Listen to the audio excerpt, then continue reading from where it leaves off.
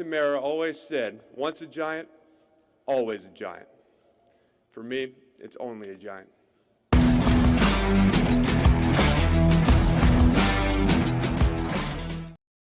Giants fans, welcome back to another episode of Only a Giant. Here today to talk about joint practices with the Jets. We'll talk a little bit about the preseason week 2 game and the preseason week 3 game coming up as well. Obviously, if you could please like and subscribe to help grow the channel, I'd appreciate it. Go follow me on X, onlyagiant_86. Thanks for being here, guys. We'll just jump right in. We'll talk about the Jets-Giants joint practices that happened today. I believe the practices were from 1 to 3 or something like that. Obviously, a little bit of build-up with this just because of the Giants-Jets quote-unquote rivalry, if you will.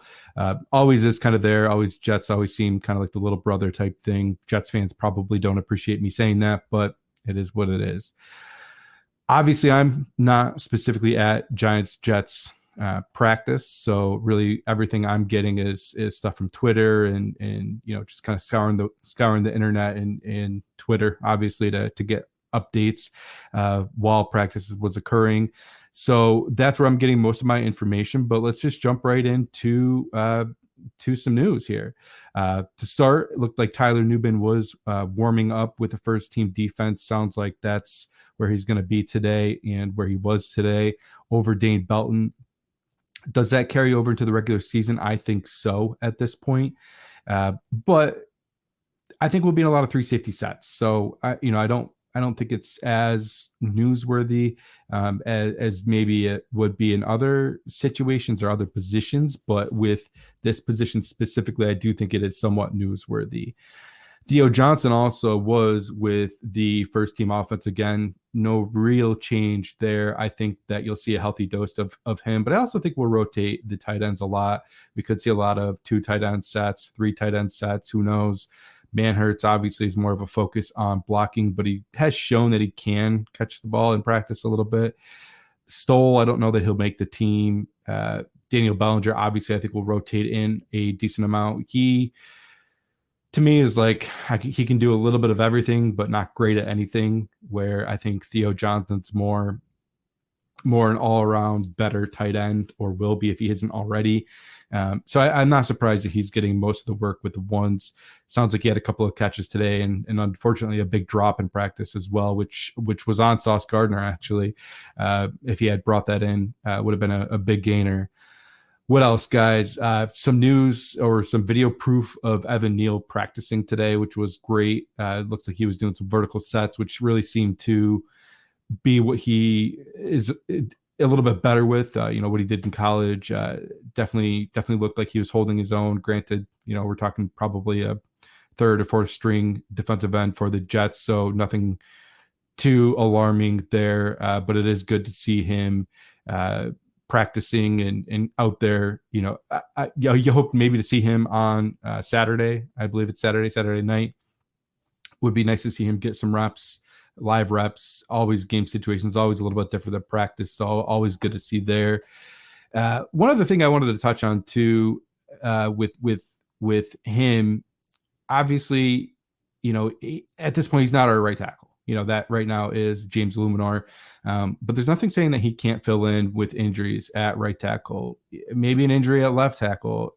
Is he better than Josh Azudu? Man, I hope so. But he'll be a swing tackle, stuff like that. Like, there is still obvious value there. And nothing says that, after this year, he can't be something with the offensive line next year or vice versa or whatever. There is still talent there. There is still some value there. Nothing to give up on completely. I'm excited that we have a Luminor and he seems to be the right tackle right now. I'm good with that. But I'm still holding out a little hope with Evan Neal that we can't get some type of return on that investment with the Giants, preferably. If we have to trade him, then okay. But obviously, I'd prefer him to stay with the team here and be with the Giants if we can get something out of him. Giants offensively today, based off everything I'm seeing, was pretty vanilla. Sounds like there was a lot of kind of dink and dunk throws, short 10-yard routes, not a lot of going deep. Does sound like Malik Neighbors dropped a couple deep balls today. He was pretty unhappy with himself afterward, speaking to the media. Something to monitor, I guess, but nothing to really be too concerned about because generally he does make those catches. That's something that me personally, I'm not worried about. And as Giants fans, I don't think we need to be worried about it. He seems to have the right temperament. He wants to be great. He's probably eating himself up, inside probably more than we are as fans, because he expects greatness out of himself. So nothing I'm too concerned about. Malik Neighbors did beat Sauce Gardner on at least one route that I saw. He took it up the middle and got a big gain on it. Like I mentioned earlier, Theo Johnson had a couple plays in camp as well, or in practice today, where he did get by people, but unfortunately had a big drop. What else happened in practice today? I mean, unfortunately, I think the big news is the Giants secondary, which was not great today. It sounds like every time Banks was out there and lining up against Sauce, he played pretty well. He did get beat by Allen Lazard for a deep touchdown, but he wasn't really the concern. The concern was cornerback 2, whether that was Nick McLeod, whether that was Trey Hawkins. Both seemed to have a very rough day, and Aaron Rodgers and Garrett Wilson seemed to just pick them apart and kind of toy with them. At one point, a Twitter or a tweet that I saw was Aaron Rodgers off balance throwing 60 yards down the field for a completion to Garrett Wilson. And some of the video I see like Garrett Wilson's just lost in space with nobody around him and easy completions. I'm not really sure what the focus was today, and I'm sure maybe we'll hear about that a little bit with the defense. But that's a little concerning to see the secondary seem to be kind of out of loop, out of contact with each other, getting beat very badly. Nick McLeod, a couple times I saw him, kind of reacting to a move and then just completely get faked out. So some concerning stuff. I know Joe Shane said recently that he really wants to see what the young guys have on this team, especially in the cornerback and the wide receiver room, and makes it seem like there is not a situation where we would go out and trade for somebody or something like that. But man, I'm really getting a little bit nervous about that cornerback 2 position. It comes down to if we can get pressure, that's awesome. But if the quarterback can get rid of the ball within a second or a second and a half or 2 seconds that quick, though, as much pressure as you can put on the quarterback isn't going to matter as much. It's kind of same thing with the linebacker 2 position. If McFadden's getting beat or Isaiah Simmons is in there and they're just not fitting their zones properly and dropping to the right spots and they're just getting picked apart, pass rush doesn't matter as much at that point. So they just have to hold up a little bit. I'm not saying, we expect that inside linebacker 2 position and that cornerback 2 position to be studs, all-stars. Obviously, who wouldn't like that? But they just need to hold up, really is what it comes down to. And if they can, I think that that will definitely improve the chances of getting some sacks, some good pass rush moves, getting pressure on the quarterback and forcing bad throws and incomplete passes. That's really kind of what I hope to see there. But it is a little concerning to see Aaron Rodgers and Garrett Wilson just beating up the cornerbacks today. I don't love to see it. Something that's going to be concerning going into the season. One other thing I noticed here as well is Tyron Smith, left tackle for the New York Jets, obviously came over from the Cowboys, so someone that we are very familiar with. Had some back issues, with the Cowboys, something that you kind of monitor probably as a Jets fan, but he looked really good today from what I was seeing. Buried Kayvon Thibodeau and Brian Burns multiple times, pushing them into the dirt. After practice, Tyron Smith did have some good things to say about Brian Burns and saying that essentially he respects the hell out of him and thinks he's a great player. So some good things to hear from that. But man, how old's Tyron Smith now? 34, 35? I'm not even sure at this point. Coming off a season where he really didn't play last year much. You'd like to at least see some wins, some pass rush wins out of that. So that's really all I have for practice today. As far as the joint practices, obviously I wasn't there specifically, so I'm really just going off of things that I see on Twitter. But the main takeaways that I took away from practice today: cornerback two, still an issue, a big issue. We'll see what happens there. Obviously, the secondary in general, with the safeties being very young, everyone's kind of got to be in a line and in alignment and cohesive and kind of working off each other and knowing what each other's doing. And if that's not going to happen, that's going to be an issue, and that's going to be an issue all year long. You hope Banks can step up and be that cornerback one. Maybe that's a little bit unfair, but I think that's the pressure that the Giants are putting on him. But if he shows that he can't do it, we're going to have to address the cornerback position. And there are still a lot of needs on this defense that, if one area is at least taken care of with him being the cornerback one, maybe you don't need to make a big splash there. But if he isn't, you might have to make a splash there. So something I'm definitely monitoring. Cornerback two, obviously the biggest issue there. Offensive line seemed to hold up okay. Definitely got some pass rush a little bit here and there. But it really seemed like the passing game was just kind of taking what they were getting with the Jets defense. The Jets defense is a good unit, a great unit. So I think it was more of like, take your check downs, take your short passes. They did have a couple deep balls that were dropped, unfortunately. But in general today, it seemed like the offense fared well, not amazing, but they did what they had to do, and that's the important part. But the defense probably, obviously, was the main issue there. Encouraging seeing Evan Neal out there working, getting reps, getting practice in. We'll see what happens there. That's another big takeaway I have. And lastly, the Jets offense could be scary. I think Aaron Rodgers, it's really easy to kind of forget how good he is, I guess. And I think I'm probably, putting my hand up for that as well, because, he got hurt last year right away, and you haven't seen him play with the Jets yet. And you don't really know, what he can do, but he does have some weapons. Garrett Wilson is a legit wide receiver one. And I think today with practice, he showed how quickly he's processing the field still. That was always a good part of his game, how quickly he can get rid of the ball, throws with anticipation, something that I wish Daniel Jones did a little bit more. Not a strong suit of his game. Maybe Aaron Rodgers and Daniel Jones can get together after practice and he can, teach him a little bit. But the Jets offense could be scary this year, and obviously the defense. So, for me, I was thinking Jets don't really have a chance to win the AFC East. I would say the Bills, the Dolphins probably have more of a chance. But after what I saw today, granted, not really following much of them throughout preseason, Aaron Rodgers looks good. If he's healthy, they have a chance to win the AFC East. And that's what it is. All right, guys. Next topic 2 here. Obviously, preseason week 2, I was traveling, so I missed the game live. I did watch it obviously after the fact and followed Twitter or X, and really try to stay plugged in.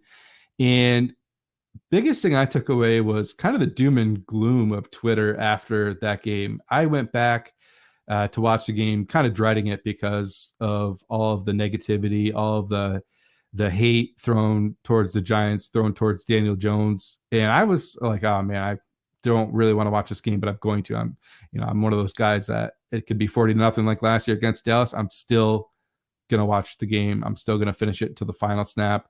I was at that game last year in the pouring rain with a Dallas Cowboys friend. It was ugly.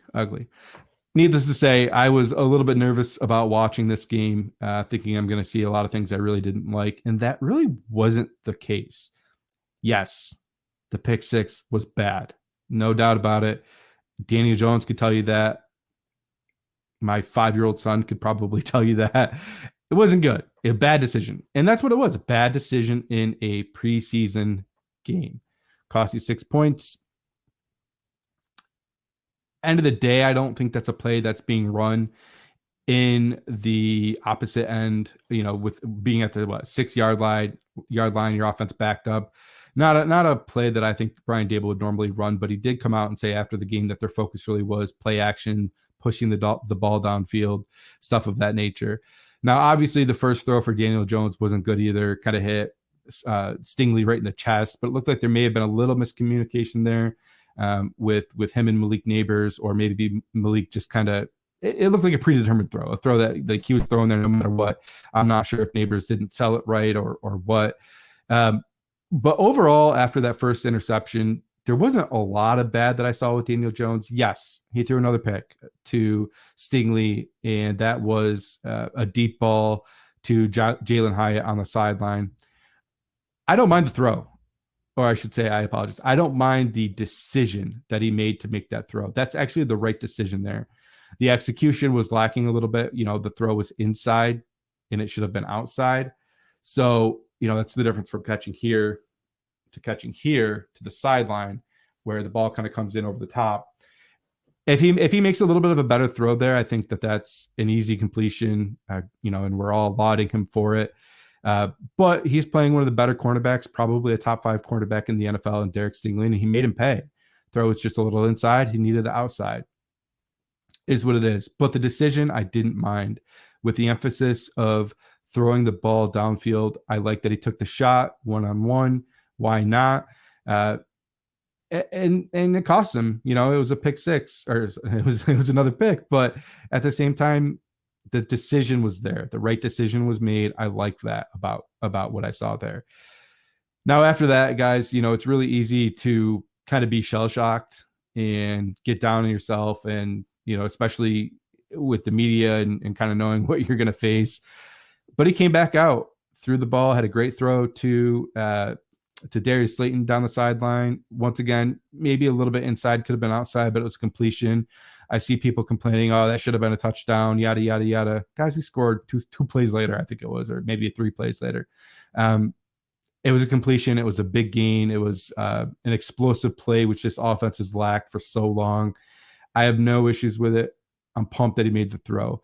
The rest of what I saw after that second interception, though, guys, really was pretty encouraging. I don't mean to be a Daniel Jones truther. I don't think that I am that. I understand that he is in a position where he really needs to put up or shut up this year. And I feel like we say that every year with him, and we do. But he finally has weapons. He finally seems to have a functional offensive line, which I'll get into a little bit in a moment. This is it. If it's a little bit like 2022 again, where if he doesn't show anything or is mediocre at best, I think he's gone. He's going to need to show that he can run a functional offense, throw some touchdowns, run a little bit, be a good quarterback in this league. And if he does that, I think we'll win some games and he'll be back. But if he's mediocre and we go 7-10 or 8-9, he's probably gone, and we're probably looking at other options. We'll see on that. That's going to be a conversation for a little bit further down the road, but we'll see. Like I said, though, after that, he did settle down. The emphasis was pushing the ball downfield, and I liked what I saw from the offense. A couple of good runs here and there mixed in. The run blocking looked a little suspect just based off the stats, but when you actually look at the game, they actually created a couple of good holes. There was just a couple negative plays that looked like it was more like miscommunication, not like a physically couldn't block somebody that they had to block. I think there was a couple like -2, -3, -4 yard runs that really kind of impacted the stats. So all around, I do think I like what I saw for the most part from the run game. I think it will be improved as well. But the pass blocking as well looked really good, and that's something that we haven't seen for a while as well. Some actual nice pockets where Daniel Jones will have to get used to that timing. And that's another good point with Daniel Jones. I hate to kind of keep bouncing around here.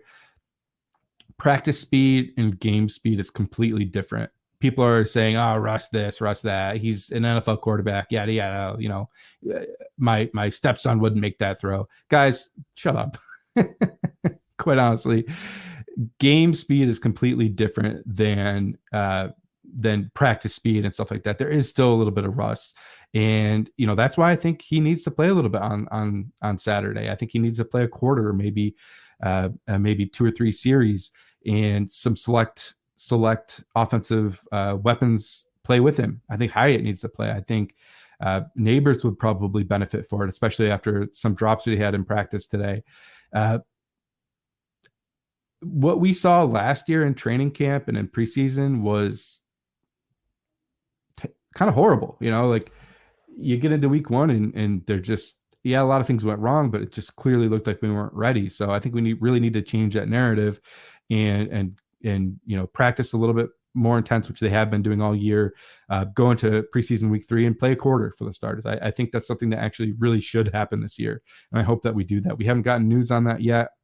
I hope it's something that happens. What else from the game, guys, against the Texans? Obviously, we lost, but I was encouraged to see what I saw with the Giants defense. Seemed like they kind of played that bend, don't break defense. We got some pressure. Elijah Chapman hustling all over the field, stuff that you really do like to see. In general, I think I liked what I saw. I really wish Deontay Johnson would have been out there. I wish Javarius Owens would have been out there. I think that would have been good work for them. Tyrone Tracy, obviously somebody that you wish would have been available offensively, but he practiced today, so awesome there. In general, a loss in preseason doesn't matter that much. Obviously, for me, I always still want to win. I'll take a win every day over a loss. But some good things with the first team, some bad things too. They weren't perfect, guys. Definitely a little bit of rust, I think. Whether people want to agree to that or not, I don't know. I don't care. There was some rust, but in general, I do like a lot of what I saw from the Giants in that preseason game. Lastly, guys, topic 3. What do I want to see Saturday against the Jets? Get out of the game healthy. That's first and foremost. That's obviously always important. And that's maybe a little different from what, I want to see the starters. I want to see some of the starters play, especially Daniel Jones. Like, I don't think Dexter needs to play. I don't think Brian Burns needs to play. I don't think Kayvon needs to play. Bobby Okereke probably doesn't need to play, although he might need to just based off snaps. I don't know how many middle inside linebackers we have there. But I want to see DJ get a little bit of work with Malik, with Hyatt, with some of the other younger receivers, because behind them, I feel like no one's really separated. Allen Robinson, I like his veteran leadership. He's made a couple of good plays. Isaiah Hodgins hasn't done much. McKenzie as a receiver hasn't done much. There hasn't been a lot there. So definitely something to look to see there. And maybe Drew Lock will get some snaps as well. I'd also like to see the offense score, the first team offense. I'd like to see a touchdown. Let's see a passing touchdown. let's see something like that we haven't seen too much of over the last few years. I'd also like to see the defense hold their own. It's something where shut the run down a little bit. I can't really imagine Aaron Rodgers plays, but who knows? But we're familiar with Tyrod Taylor. He will throw the ball down the field. Let's get some turnovers. Doesn't have to be pretty. Let's control the line of scrimmage though, and see Elijah Chapman make some plays and some other guys. Let's see some guys make the team. Benton Whitley, stuff like that. Let's see the defense fly around a little bit and kind of make up for this game where this joint practice where it really does kind of feel like the Jets kind of won the practice, if you will. Lastly, guys, let's beat the damn Jets. I'm sorry. Preseason does not matter, and I understand that completely, but the Jets are the little brothers of New York. They do seem to be getting a little bit too big for the britches, and I think that happens every year. Something that, they need to be humbled a little bit, and I'd like to see the Giants win this game and kind of dominate a little bit. I think we lost last year, if I remember correctly. We haven't had a lot of success against them recently, I feel like, or the last year or two. But let's get a win. Let's show them who we are, and get some scores, play some good offense, play some good defense, and get out of there with a win and get out of there healthy. And then after that, guys, we're down to cuts. Kind of crazy. I'll probably have a 53-man roster prediction out after the game, and obviously a little bit of cleanup and wrap up from the game itself. Who I think is going to make it, who I don't think is going to make it. I may look into trying to see just some other, camp battles with other teams that maybe someone that may get cut that maybe we could target. I'll try to get into that a little bit and see if I can find some people to target. But that's it, guys. Let's go Big Blue. Let's have a good game Saturday. Let's have a great week. Let's go.